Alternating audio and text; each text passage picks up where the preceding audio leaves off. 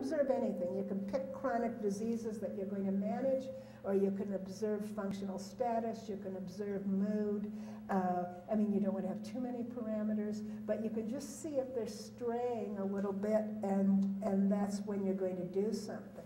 So I have a feeling that I've pretty well come to the end of my time, and I know that I've been giving a somewhat rambling discourse. What I wanted to get across here, that, by the way, is my dad with Estelle, his significant other. He was, at this party, there were about 100 people there, mostly his relatives, his nephews, nieces, some friends, but he survived most of his friends. He used to say, if I had to associate with my people my own age, I wouldn't be able to talk to anybody.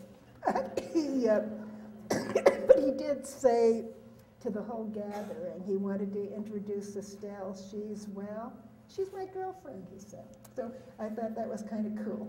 And you know, I could have told the whole story about her, because at 88, she had more problems than he did in many ways. But I think it's a great tribute to the resilience of human beings that they can form new relationships in later years. Sometimes both of them were able to do it.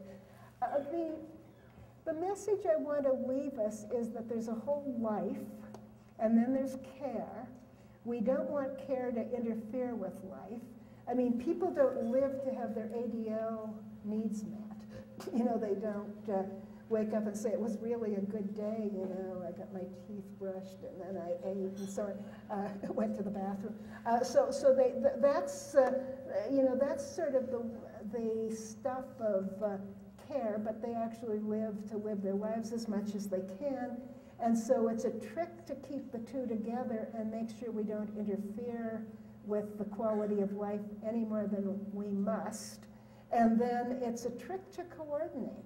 And I glided over the issue of transitions, but that's a huge, huge thing. You know, I also glided over Money Follows the Person. How many of you are familiar with that program? Do you have one here in Montana? Money Follows the Person.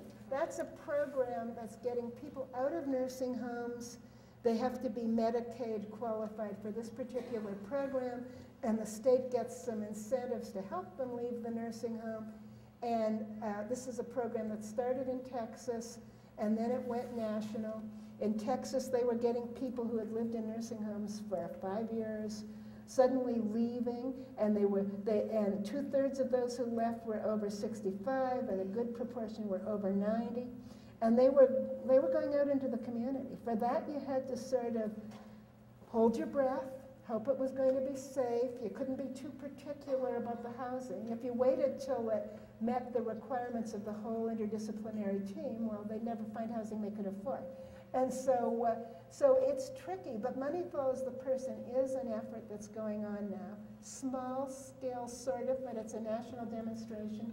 In Minnesota, we have a Return to the Community program for private pay people that is similar. So there isn't, I think that we want to recreate our institutions so they're not institutional. And we also want to create the flexible services in the community, using nurses as educators, as delegators, as in a kind of a different way. My friend says nurses don't have to be chained to the med card anymore. And of course, because of single dose, unit doses and things like that, in the modern culture change nursing home, there is no med card. So there's real separation anxiety to do without it. And I'm going to stop there. I hope there's time for discussion. My email is there. It's kanex002@umn.edu. And certainly I can be emailed there. If you Google me, you'll probably end up finding my website too. But I would be very happy to respond to people, to answer questions. And I see this still isn't the perfect version of these slides. I'll get the perfect version to Natalie as soon as I can. And thank you very much. There's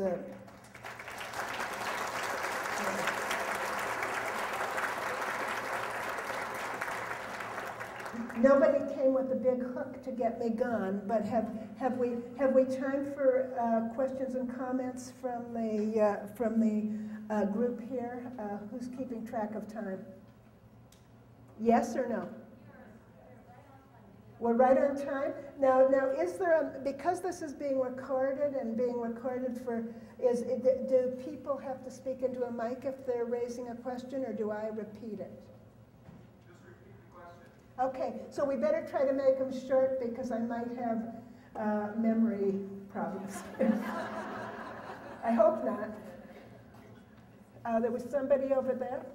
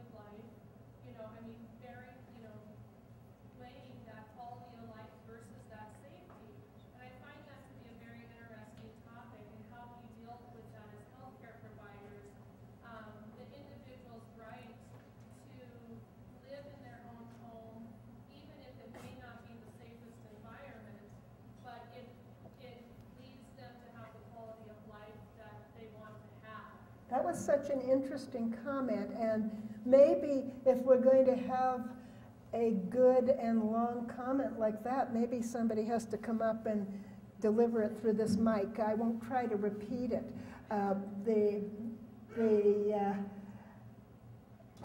I'm wondering if part of your thought, this was a story of her husband's grandmother, who has lots of problems, and she's living at home, but there's a sense that if she left home, it might be worse.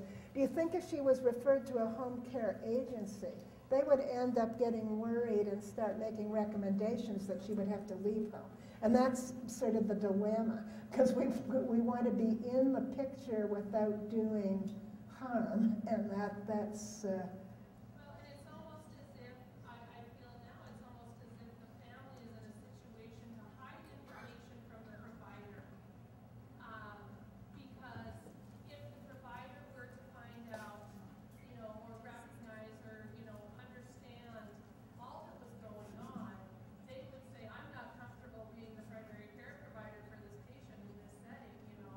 You know, I wonder about all this, because when you think about, the comment was that sometimes families hide information from the provider, the degree of frailty or whatever it might be, so they'll be comfortable continuing to provide home care. You know, when I think about the model of primary medical care, people have all sorts of problems, and the doctors give their recommendations, and they hope for compliance, and they send people home, and they don't blame themselves if something goes wrong with that person at home while they're receiving medical care. But we, when we're doing long-term care, seem to have this full set of responsibilities that weigh down on us. And it isn't, I mean, it isn't an easy thing. I think I glided over the models of home care. There's one model that comes from that's sort of modeled after Medicare home health, but it can be done with other payers, and it comes through licensed and or certified home health agencies. Then we have models that are more like home care agencies, personal care agencies. Different states have different things. And then we have personal attendants who are independent employees. The whole state of Washington is organized with, they have about 10,000 personal attendants. And they maintain a website for them, and people can find them. Unfortunately, this is for people who are poor, because once you have your own resources, you can't find those personal attendants so easily.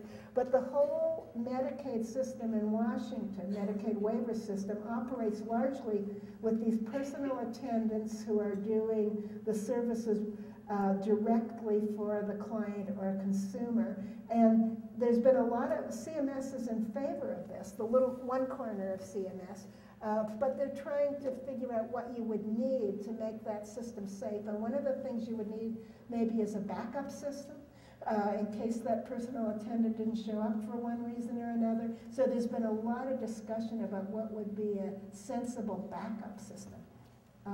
Anyone, other comments, reactions, questions? Is somebody going to raise a comment? Or I can't tell if someone's trying to find the mic. Yes, please. You have had the experience of living in one state with your parents living in another and advocating for them.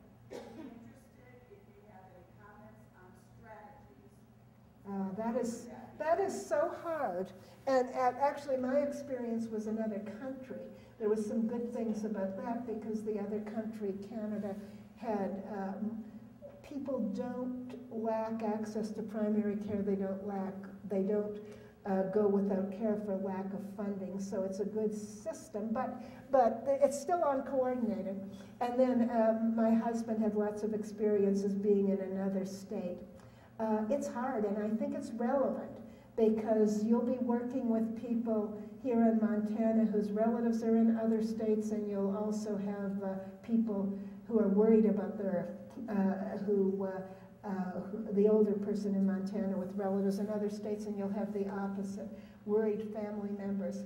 It is hard, and there are avenues where you should be able to get information if you kind of know how to go to them. That's what those ADRCs are supposed to do. But I get emails all the time from people who have a family member who moved to Minnesota, and what am I supposed to do? And so we don't have easy roadmaps. I think that's the big challenge, how to make long-term care an easier thing for people to understand and access.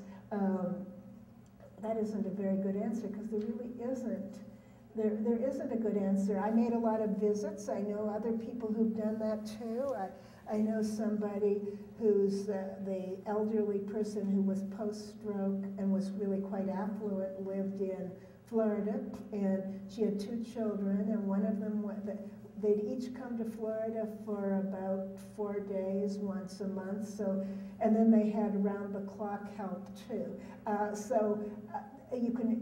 You certainly can do more with financial resources up to a point, but there's also the paradox that people who are privately paying sometimes can't get to the resources that help people who are on Medicaid.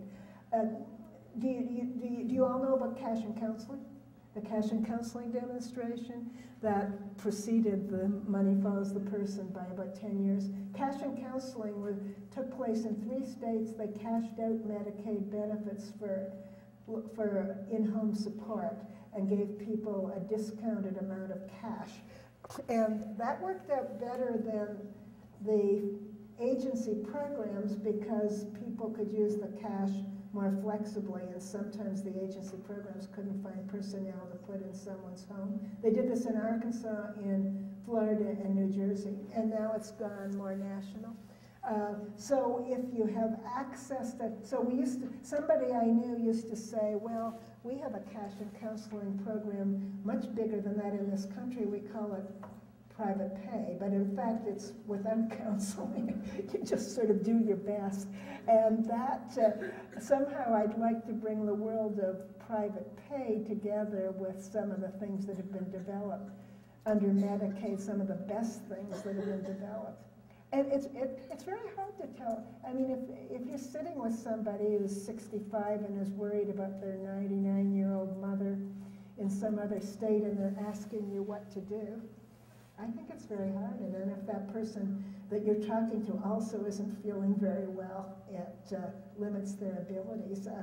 And I'm privileged because I know geriatricians all over the country, and then they know programs. I suppose you start with your aging network, resources. get on the phone. Yes, way back there.